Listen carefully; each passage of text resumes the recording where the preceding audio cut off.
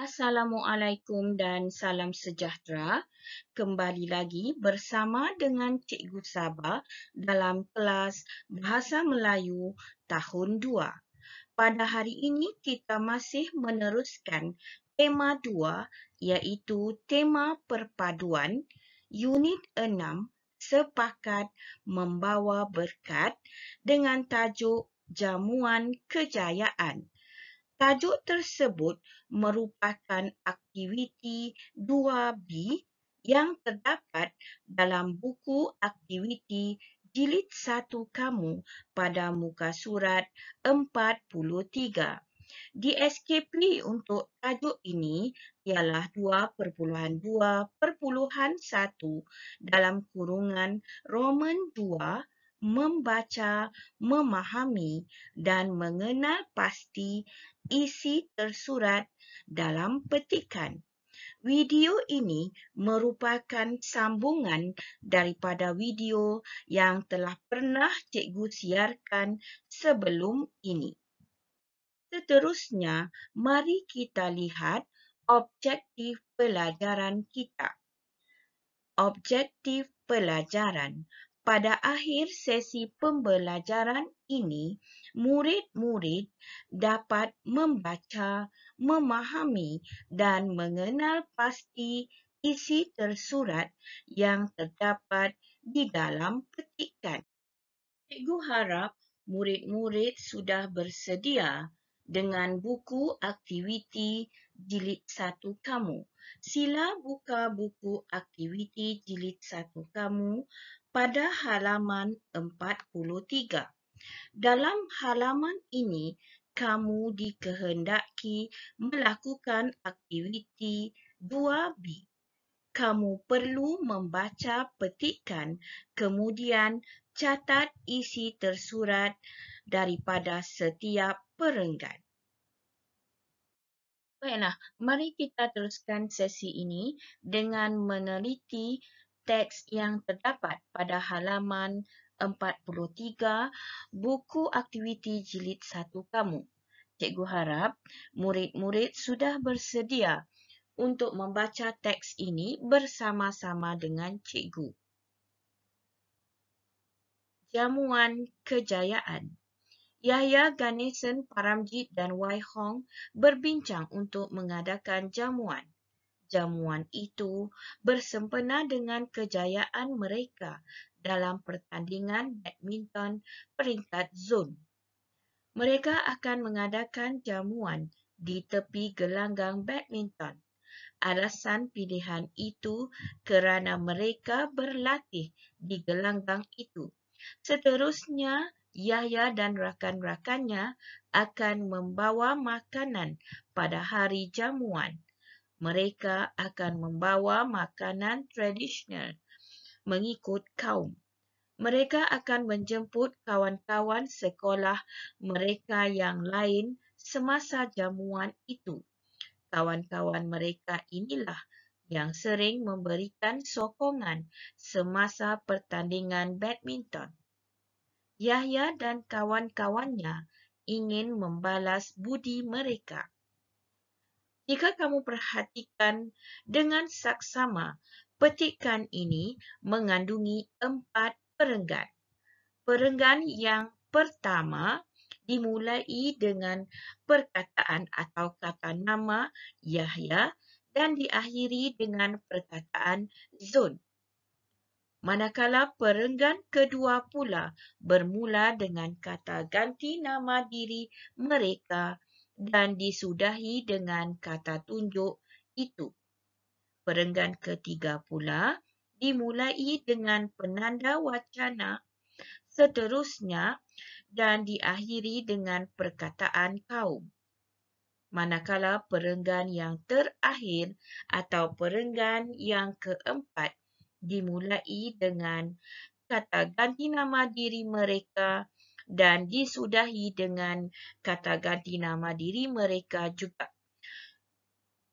Petikan ini mengandungi 4 perenggan yang bermaksud mengandungi 4 isi tersurat sebagaimana yang pernah cikgu tekankan dalam video sebelum ini. Cikgu akan bantu kamu untuk mengenal pasti isi tersurat dalam perenggan-perenggan tersebut. Mari kita mulai dengan perenggan yang pertama.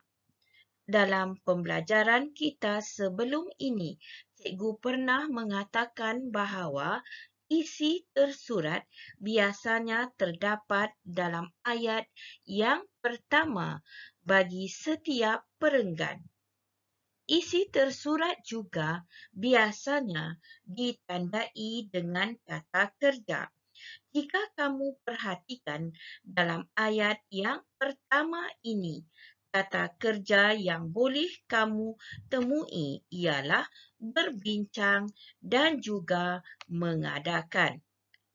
Jadi, untuk isi tersurat yang pertama, kamu perlu menyalin bermula dari perkataan atau kata kerja berbincang sehinggalah pada titik atau tanda noktah dalam ayat yang pertama. Frasa ini iaitu berbincang untuk mengadakan jamuan merupakan isi tersurat yang pertama. Isi tersurat itu perlulah kamu pindahkan atau alihkan ke ruangan kosong yang telah pun disediakan. Kita lanjutkan perbincangan kita dengan perenggan yang kedua. Kamu juga perlu mencari isi tersurat yang terdapat dalam perenggan kedua. Isi tersurat biasanya ditandai dengan kata kerja. Dan kata kerja itu biasanya terdapat dalam ayat yang pertama bagi setiap perenggan. Ringkasnya, kata kerja mengadakan merupakan pangkal bagi isi tersurat yang kedua.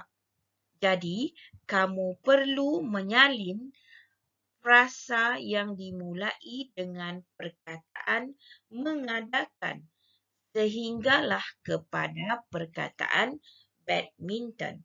Ringkasnya, frasa mengadakan jamuan di tepi gelanggang badminton merupakan isi tersurat yang kedua. Frasa ini, sebagaimana dalam perenggan yang pertama, perlu kamu salin dalam ruangan yang telah pun disediakan. Beralih kepada perenggan yang ketiga. Untuk perenggan yang ketiga ini, cikgu mahu kamu cari sendiri isi tersurat tersebut. Ingat, isi tersurat ditandai atau diawali dengan kata kerja. Kamu perlu menyalin frasa yang bermula dari kata kerja sehingga ke akhir ayat ataupun sehingga ke tanda noktah bagi ayat yang mengandungi kata kerja tersebut. Begitu juga halnya dengan perenggan yang keempat. Untuk perenggan yang ketiga dan perenggan yang keempat ini, kamu perlu siapkan dan kenal pasti sendiri isi tersurat. Cikgu telah pun berikan penerangan yang cikgu rasa cukup jelas, jadi menjadilah tugasan kamu untuk menyelesaikan latihan atau aktiviti 2B ini. Jangan lupa untuk siapkan tugasan kamu pada halaman 43 buku aktiviti jilid 1 kamu. Sehingga kita berjumpa di lain siaran. Sekian, terima kasih.